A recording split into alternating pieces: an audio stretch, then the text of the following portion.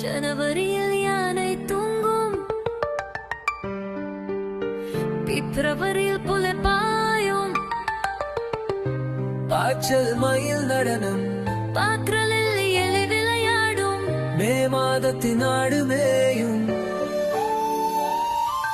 ஜூனில் ஜாப்புயரமாக, ஜூலையில் ஜெல்லை பீஷ்மீந்தும், ஆகஸ்டில் முனாய் அலரும், செப்டம்பரில் சேவல் பாரும்,